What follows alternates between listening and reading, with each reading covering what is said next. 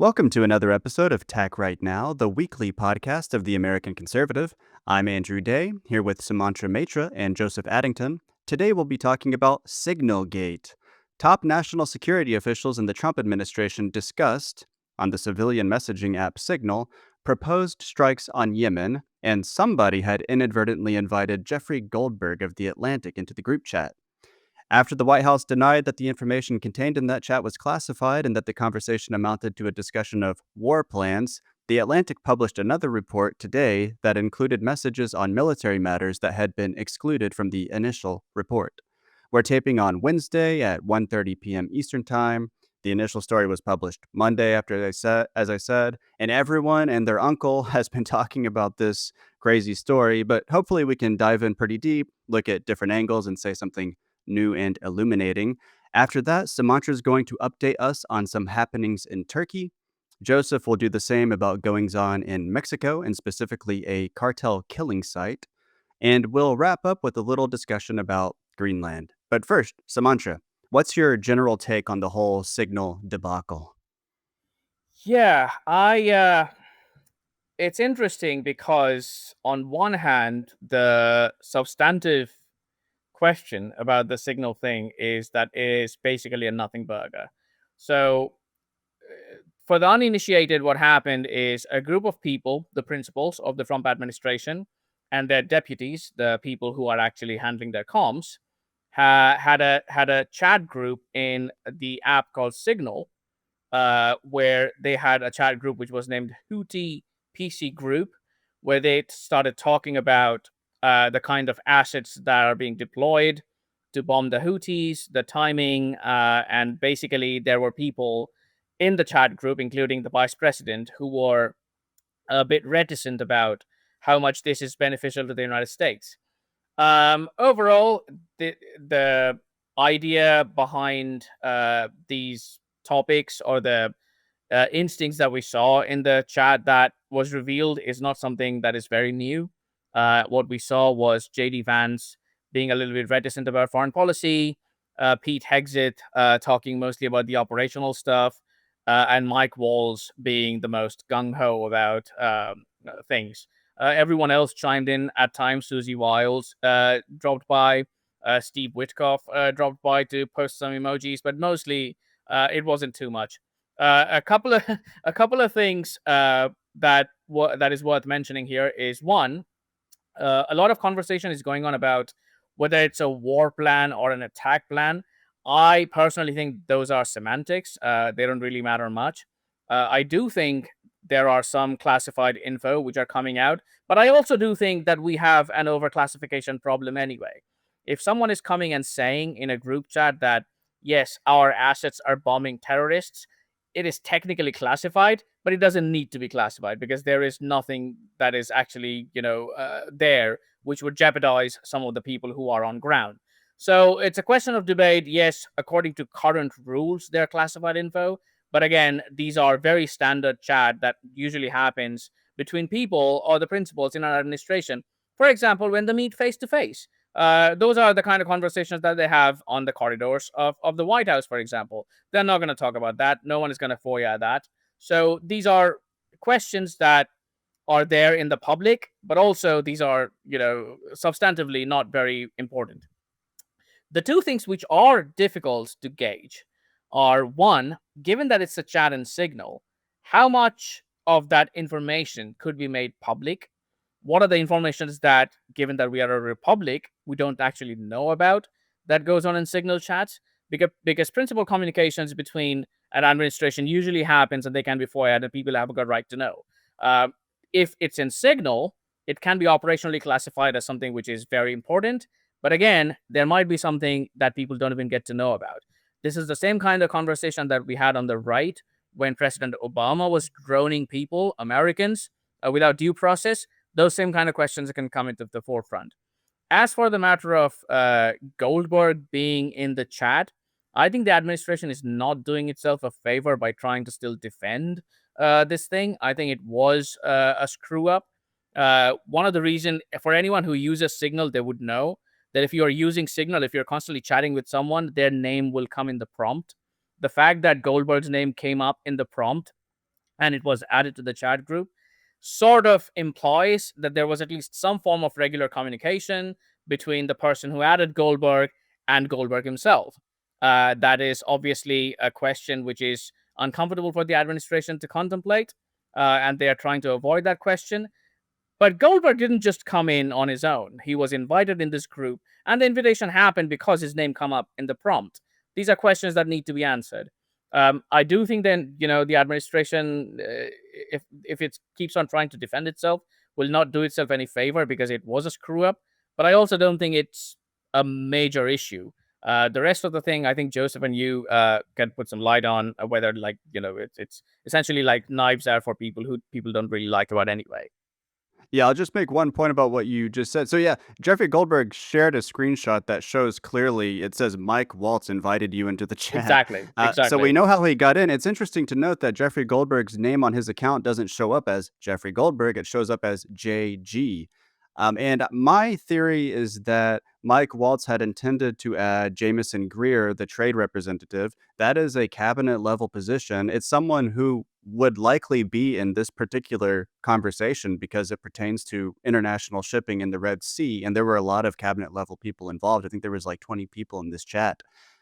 So that's my theory. I don't have any independent confirmation about that, but on Laura Ingram's show on Fox News, Mike Waltz did admit kind of that he had intended to add someone else, but he wouldn't say who that person is, and that he accidentally added. Actually, it's weird because he said he had intended to add someone else. He didn't name who that was, but he still kind of denies that he's the one who added Jeffrey Goldberg. He's treating it as some technical mystery, which seems pretty implausible to me. But Joseph, what do you want to add on this whole thing? Yeah, the question of Waltz's behavior is really the big one because, we know that we know that it was through Waltz that Goldberg was added. Uh, Waltz said that Goldberg just got sucked into the chat, which is nonsense. Like, that's not possible. It doesn't happen. Somebody has to add them, and we know who it was. It was Waltz. So, Waltz, has if Waltz added Goldberg on accident, then he's trying to avoid saying that he did for whatever reason, presumably because he doesn't want to look stupid. It's not helping him if that's the case. Um, but of course, there's also the question of why does Mike Waltz have Jeffrey Goldberg's information? Why would he come up, and why would he be the person that's added to the signal chat? Um, even if it was pure coincidence. And, Waltz had Jeffrey Goldberg's information without ever having spoken to him before. The suspicion, of course, is that Waltz is relatively hawkish, member of Trump's cabinet, would be in some way communicating with Jeffrey Goldberg, uh, leaking information or something like that, which would obviously be a major red flag for the Trump administration, not something that you want a high ranking official to do. So, but even if that wasn't the case, the fact that you accidentally add the editor in chief of The Atlantic, a uh, a publication that has been extremely hostile to the administration, to confidential cabinet level discussions of national security matters is simply gross incompetence, and it's not something that's really very excusable. Apart from the entire question of was this even a legal and approved way of communicating about this sort of thing in the first place? So there's a lot of layers of possible incompetence up to, question, up to politically treasonous, to the administration, not necessarily to the United States of America, uh, behavior. Yeah, and just to give some context that you kind of alluded to there, Joseph, when Trump talks about the media as being like the enemy, he might very well be imagining Jeffrey Goldberg's face. I mean, as you said, The Atlantic has been very hostile to him. It has a kind of like liberal internationalist, hawkish point of view generally on foreign policy matters. Jeffrey Goldberg in particular is an interesting case because he was a major figure in the kind of propaganda effort to get Americans to think of Saddam Hussein as connected to 9/11 and connected to Al Qaeda. Arguably he played as big a role as anybody in journalism in starting the Iraq War. So this is not the person that you want to be leaking to, certainly. You know, I do want to say on the matter of how sensitive this information was and whether it should have been classified. I mean, Hegseth is talking. He's denied that these are war plans, but he is saying in the chat like specific times to the minute when the bombs will be dropping. He doesn't say where they'll be dropping, but he does say what kind of aircraft will be delivering them. And that seems highly sensitive to me when you consider that the Houthis practice this scoot and shoot method of warfare where they kind of withdraw themselves and their equipment after attacking so that they can't be targeted. If that information somehow got to them, I don't know exactly how it would have, but Steve Witkoff apparently was in Russia when he was on the Signal chat. You can kind of imagine Russia hacking it and then Iran getting it and the Houthis giving it. Maybe that's kind of a bank shot, but a triple bank shot, I mean, but it doesn't seem that implausible to me. I mean, I definitely don't think they should have been doing this on Signal. I would like to discuss kind of the substantive policy discussion that preceded the decision to attack, because for the first part of the messages, they were kind of debating whether they should strike Yemen, right? And then eventually Hegseth said, "Okay, we're going to do it. Let's go." But before then, people kind of weighed in. Marco Rubio, I thought, was strangely absent from the conversation, but Hegseth and Michael Waltz and JD Vance were very much present. Sumantra, what did you think about the substantive policy debate? Yeah, I totally agree. One thing which I have to mention about Witkoff, he clarified in a lengthy post on Twitter, presently known as X. I don't know why we have to constantly say that all the time whenever we mention Twitter. He mentioned something important that, like, if you check the timeline of his reply, it is after his plane left Moscow. Part of the reason he says that even though he was added on the chat, in which he had no controls, anyone can add anyone in the chat, he was not being able to see the chat or use the chat because he didn't have phones when he was in Moscow. So that kind of sort of answers the question as to how much compromised he would have been if he was in Moscow using his phone on a Signal thing. I totally agree with you. I think the biggest thing for me as a sort of like a quasi civil libertarian in this issue is, like, I don't really like the government talking. That's something that I cannot know. If I have to FOIA it, I mean, if they can talk about attacking the Houthis on Signal, they can talk about something else, and there would be no record of the communication. If there are no records of the communication, by definition, it is not democratic. You can have secretive and classified information that you discuss that's not open to the public. Fine, but there needs to be at least some form of record that continues. There are no records that continues of this Signal information or communication or anything in the future. As for the substantive question, so the debate at least from what we have seen on the screenshots, was about US using the US Navy and US Air Force assets to essentially drop bombs on Houthi targets. Whether it was used for opening navigation in the Red Sea, or whether it was used as a punitive measure, because there were some quotes about, we are bombing terrorists, and this person was going, he was a terrorist and he's going to this place. Like, and to me, purely from a military strategy, it doesn't really make any sense, because if you're planning to, drop bombs on assets which are opposed to any kind of freedom of navigation, you're essentially going to target their weapon system rather than individuals going to their girlfriend's place. Again, I'm not privy to the internal deliberations of the administration, but purely from a military strategic point of view, it doesn't make any sense. JD Vance was the voice of restraint in the talk, which is pretty much what we expected. His fundamental idea, he phrased it very carefully, is, I don't think the president is aware just how much Europeans are taking advantage. And then he goes on to mention that 3% of US trade happens through the Red Sea. 40% of the US trade is essentially happening between Europe and China. So essentially, the Americans are spending money and weapons in opening up trade between China and the European Union. One of them is a peer competitor of the United States, and the other is, at least if not anything, a trade rival. So that was his main point of contention. Obviously, Hegseth then mentioned about the operational details, as you mentioned, like these aircrafts are going to drop these amount of bombs. I don't personally think they were very, I don't think the Houthis have that much amount of capability that they can, react to those kind of aircrafts. But that being said, yes, it can be argued that those are classified information that you cannot talk on a Signal. But again, that opens up this whole new argument. Like, what if they were talking face to face? What if there were no records? Fine, fair enough. The basic question, though, that comes to my mind is Vance's substantive question about whether the president knows or he doesn't know about what we are doing, and whether there's any kind of discussion that's happening, wasn't opened up. There was no political debate as to the significance of attacking the Houthis and whether they are in any way beneficial. It was very tactical. Like, everyone from Mike Waltz to Pete Hegseth were talking about the tactical aspects of the operation.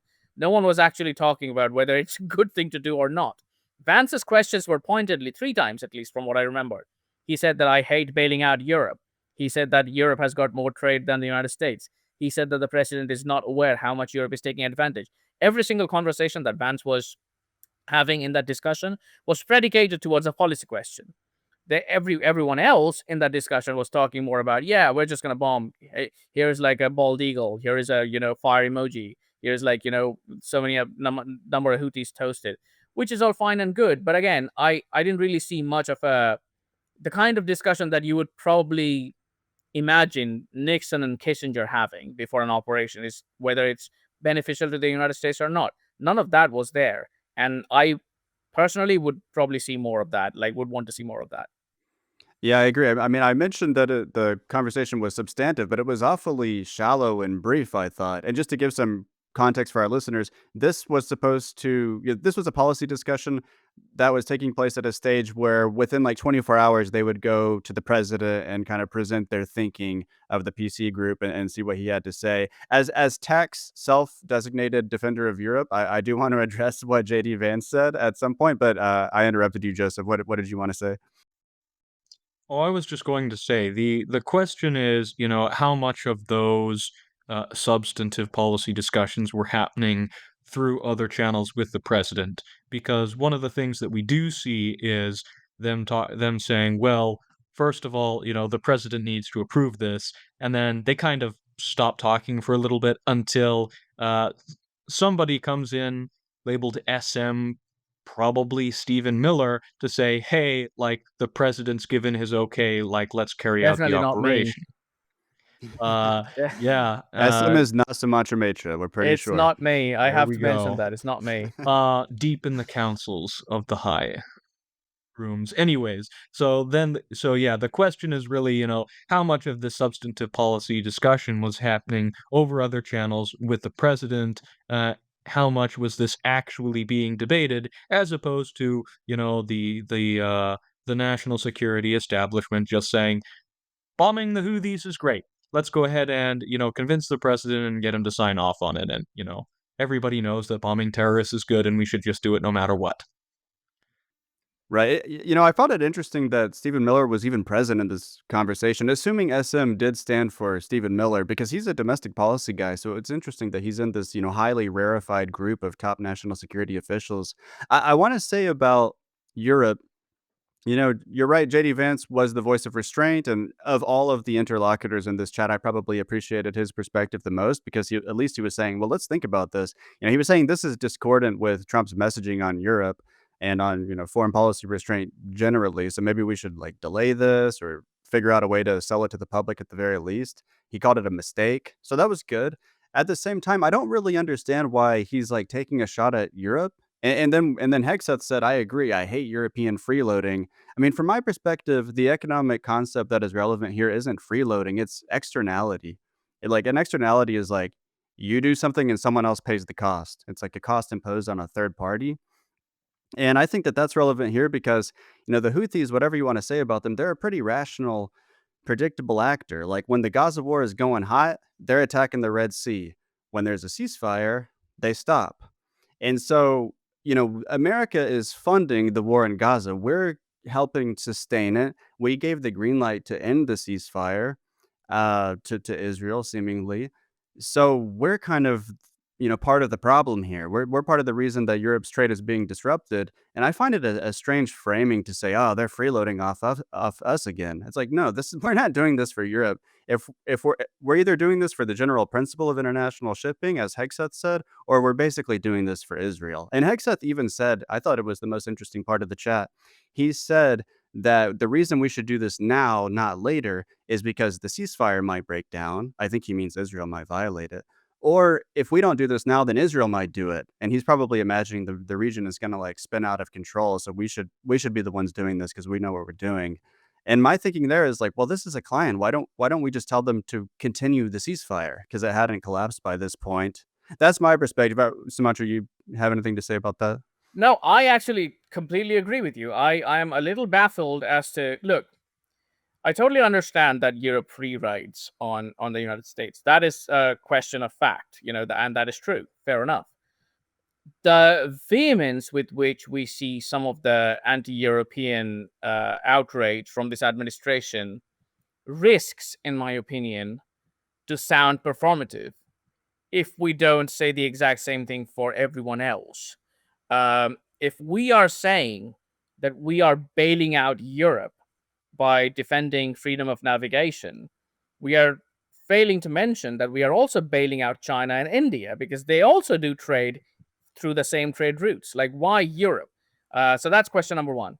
Second, as you mentioned, fundamentally, the two arguments that could be made, and they were not made because they were very muddled as to what we are actually defending here, are one, freedom of navigation as a general principle, which is understandably so. The US Navy was formed without, with the idea that, freedom of seas is something that it is a common good. It is something that we voluntarily take part. That's the burden of being a civilized country. That's the burden of being a civilized Western powerful nation, is we are going to take part in these kind of things, which is, again, totally understandable. Is that what we are doing? Are all the freedom of navigation channels completely and solely American burden? I don't think so. I do think the Europeans needs to take a lot more responsibility given that their trades is happening. But on the other hand, the second point that you mentioned is actually the core principle here. What we are defending is not freedom of navigation. What we are defending is Israel violating the ceasefire and the Houthis retaliating against that. So if Hexet's idea is we should do this now because otherwise Israel is going to bomb the Houthis, my argument would have been fine. Let Israel bomb the Houthis. If it's a conflict that's happening between Israel and Houthis or Israel and the clients, Iranian clients, and if Israel wants to escalate in that scenario, then that is their burden to follow through. If any kind of retaliation is effectuated because of that escalation, then that is also their burden to follow through. That has got nothing to do with the American presence in the Red Sea or the way Americans deal with the Houthis. So fundamentally, I don't buy the argument that this is a freedom of navigation issue. I don't think all the freedom of navigation channels are lost. I don't think American trade actually happens that much to the Red Sea anyway. I also do agree that, especially from the Munich Security Conference, and I was there and I'm writing about it for the next issue for Andrew, you have probably read the first draft anyway. Like, I think we are being in a situation where it might be a risk of sounding like, yeah, the only people we can actually genuinely criticize without being, condemned in international society are the Europeans. But that is not true because the Europeans, yes, they do free ride, but at the end of the day, they are also a continent that we are tied the most with, whether it comes to culture or kinship or religion or trade, you name it, whether it's tangible material benefits or cultural aspects. Fundamentally, Europe is a continent which is tied the most with the Americans. So I think there is a risk of being too performative in this case. I also think the question of the Houthis really brings up broader questions regarding America's entanglement in the Middle East, particularly with regard to Israel and Iran. We saw Trump tweet out the other day about the Houthis saying, explicitly identifying the Houthis as essentially direct puppets of Iran and saying that all actions towards and from the Houthis will be regarded as essentially Iran done directly by and to Iran. And so if we are visualizing the Houthis as direct Iranian proxies, then bombing the Houthis is essentially escalating against Iran. Um, and this is a tricky situation because Israel has also been very much escalating its rhetoric towards Iran recently. And, for all that Trump has been saying that he wants to be seen as a peacemaker, um, there's definitely been some very aggressive gestures towards Iran that seem to be going in very much the opposite direction of, leading towards a more settled approach towards the Middle East, a disengagement from the use of military force in the Middle East, uh, mostly because it seems Israel and Netanyahu's government sees this as the opportune time when a lot of Iran's other proxies have been weakened in Syria and Lebanon to prevent Iran from ever obtaining nuclear weapons. Um, Ideally, it seems by military force, by going through and taking out any nuclear capacities that the Iranians have uh, with munitions and so forth. Yeah, on that, I mean, I definitely, I'm glad you mentioned this because I think this is the most worrying issue right now in geopolitics, the possibility of a US-Iran war. I don't think that Trump wants a war with Iran. I think he's escalating the pressure because that's kind of Trump's move. Like, put pressure on Iran so that they get so desperate for a deal that they'll play ball, and then we can put their civilian nuclear energy program in a box, get a new Iran nuclear deal. He withdrew from the Obama era when in 2018. We should mention that the US is building up military forces on this British-owned island in the Indian Ocean. They're sending stealth bombers there that can deliver these 30,000-pound bunker busters. The reason that Israel hasn't on its own taken out Iran's nuclear infrastructure is because you need these specific bunker buster bombs, as I understand, in order to reach them, because at least at one of their nuclear facilities, they're buried deep underground. They have a reactor there. Um, and that's clearly intended to, at the very least, send a message to Iran because it's out of range of their missiles, as I understand. We've also used B-2 bombers. I think those are the bombers, right? To take out weapons depots that are buried underground in Yemen. So it's plausible that the reason that we're building up forces there has to do with Yemen and just sending a message to Iran. But we seem to me to be kind of rolling toward a war with Iran right now, and I'm extremely worried about that. Do you agree with that, Sumantra? Yeah, I totally agree. I think you're right. I think the president's go-to move is to build up pressure and then kind of like figure out a way where an equilibrium happens. Um, I do think the risk in this scenario, particularly, is a risk of a spiral. Sometimes in history, wars don't just happen because a country wants to go to war. Wars sometimes happen because of miscalculations and breakdown in communication, and that is what we call a spiral model. I think the risk here is Iranians completely misunderstanding the U.S. Signals, and escalating on their own, and that results in further counter escalation from our side, and we end up in a war. I think accidental war in this scenario is a far bigger issue, in my opinion. I do think, however, the B-2s are kind of like a showboating. Like, we don't really, at least so far, what we are doing in Yemen, we don't need B-2s. B-2s are definitely going to be very important if we genuinely want to go to war with Iran, because as you mentioned, at least two of them, from what I know, Natanz and Fordow, are underground, and the Israelis have no capability of reaching them or destroying them. The only ones who can do that are the Americans. Um, but also, in my opinion, that's a leverage that we have not just over Iran, but also over Israel. We actually can tell them that, look, you have to, continue this ceasefire, or you have to do, what we want you to do because you are essentially our client states. And you really cannot do anything with the Iranians. And if we don't do anything, they're just going to reach their nuclear weapons program, and they're going to have the nuclear weapons that you dread so much. So if you want to follow through on this detente in this region, then you should, listen to us. I don't know why the administration is obviously not following that, but that's up to them to explain. Yeah. Yeah, stay tuned. We'll keep an eye on this. I kind of want to move on now to our next subjects. I think I'm going to go to first to you, Joseph. So what's going on in Mexico right now, especially with this Jalisco cartel? Sure. So one of the big news story that's been dominating the Mexican media for the past couple of weeks, is the discovery. So if we go back a few months, actually, the federal government in the state of Jalisco, um, discovered a what was a cartel, essentially training camp, sort of a black site for the cartels. They went in, they arrested, 10 or so people there, liberated a couple of captives, and then that was that, or so they thought. They sort of wrapped the operation up and left the site and didn't think too much about it. Um, Apparently, they were not very careful about the way that they had handled the investigation that they did on the site. Were very casual about it, and they left the site largely unguarded after they left. Didn't do anything to maintain it. And so just a couple of weeks ago, then some groups from Jalisco that investigate missing family members, there are a lot of missing people in Mexico, and so Mexico's actually significantly more violent than shows up on even the intentional homicide statistics, because a lot of people in Mexico go missing and just never are found. So Jalisco has 16,000 missing persons right now, that are all probably murder victims and dead and that have been buried somewhere by the cartels.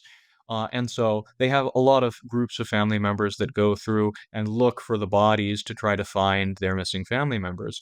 And so they went to this cartel training ground and they started to dig, and they found just tons of uh, bones that had been burnt.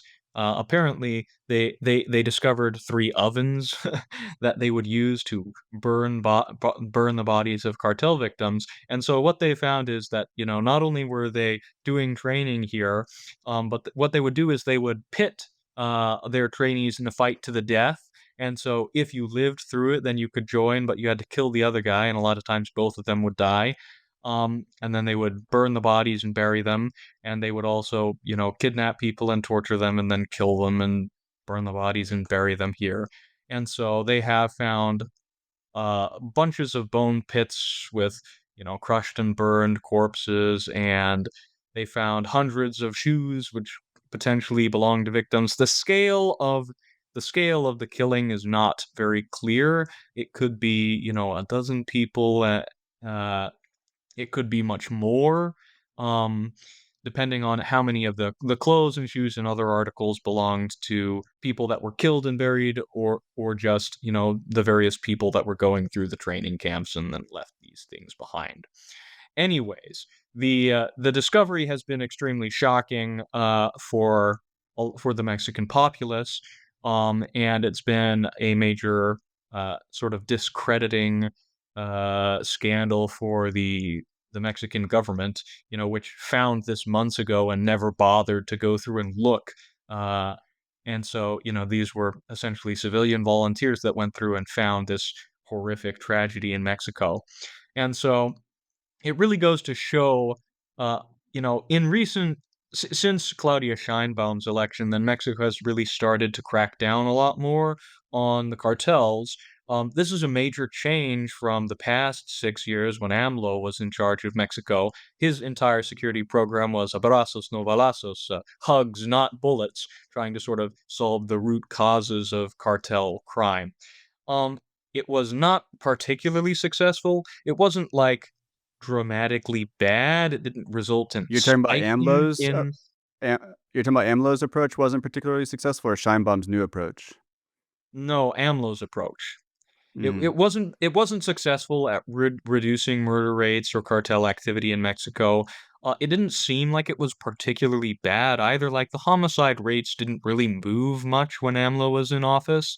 Um, but it's starting to be seen that just cartels became very comfortable under AMLO's presidency, and so now we're seeing all kinds of evidence come out about extreme brutality that is really moving Mexican opinion. And so it's very interesting because along with Trump's pressure on Mexico about cartels and organized crime and the border, you see a pretty significant pivot from Scheinbaum's administration from a very sort of soft touch with her predecessor into a much more militant approach towards cracking down on cartels. Um, simply because public opinion has turned very much against them, and the Mexican populace is very fed up with the brutality that's being visited quite regularly. And so this creates, a lot of opportunities, I think, for the Trump administration to work with the Mexican government, um, to crack down on organized crime. And I think you can see this. I think Claudia Scheinbaum, who's a very intelligent person and a very good politician, um, Claudia Scheinbaum, in many ways, has been very cooperative with the Trump administration, much more cooperative than a lot of people would have thought for being sort of a populist leftist president that's very, rhetorically opposed to Donald Trump. And so, in many ways, the US and Mexico have a better working relationship than the US and Canada right now, which is a rarity in North American politics. Interesting. Yeah, thanks for that update. It was kind of a grim update, but very informative, so I appreciate it. Sumantra, what's going on in Turkey right now? Yeah, Turkey is doing Turkeying.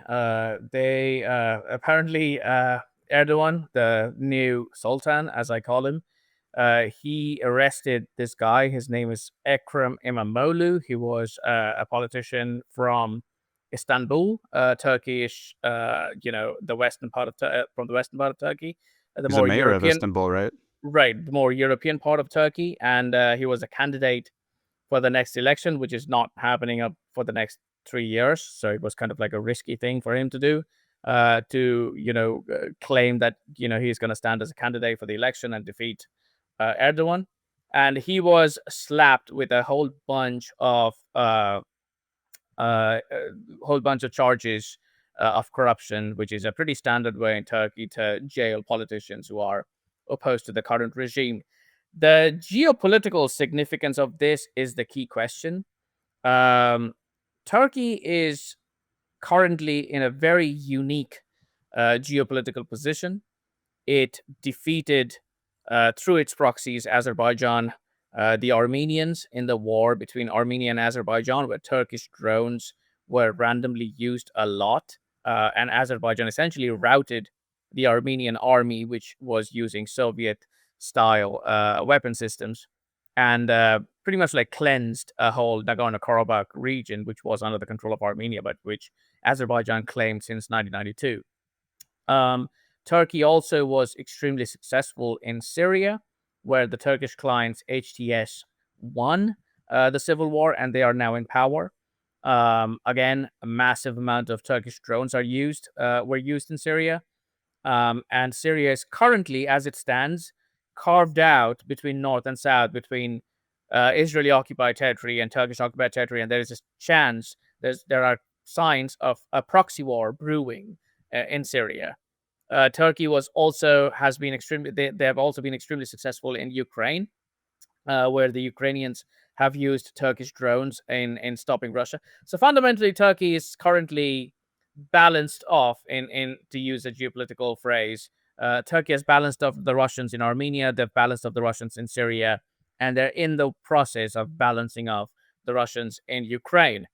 The key question in this issue is, because of the American interest in retrenchment from Europe, the European Union have started to suddenly reach out to Turkey, because Turkey is the second largest army in NATO after the United States.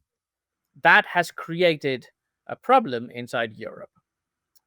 Historically, we have seen the Western European countries being more pro-Turkey, because they wanted Turkey to be a balancing power against the Russians. That is the reason why the Crimean War happened in 1856, where the British and the French sided with the Turks, the Ottomans, against Russian and a concentrated amount of Orthodox power. That is also the same reason why Turkey was invited into NATO after the Second World War, to balance of the Soviet Union. The problem is, in recent days, in the last 1 decade or so, the Western Europeans tried to balance Turkey in the Aegean by supporting the Greeks and the Armenians. The French even had a naval treaty with the Greeks, where they considered an attack on each would be considered an attack on the other. That has suddenly changed with the American retrenchment. The kind of older European divisions have come back to the fore, and the Greeks are now arguing that the French have, blindsided them in a way, and they have sold out the Greeks because they have to appease the Turkish power, because Turkey is a balancing power against the Russians and they are afraid of the Russians. So it has created a kind of situation in Eastern Europe, which is very 19th century, given everything that's happening there. And I think that, from Erdogan's point of view, that is a good sign, because he can take advantage of the situation and crack down on domestic opponents, because he knows that there won't be anything coming from European Union and there won't be anything coming from Europe. Like, no one is going to actually say anything to the Turks saying why they are cracking down on human rights, because they need Turkey. It's a purely geopolitical question. So I think that has created a situation where European Union is also in a weird position where they are not being able to say anything on human rights in Turkey, even though they are constantly talking about human rights in Russia. So it's a fluid situation, and we are keeping an eye on that. But that is the gist of it.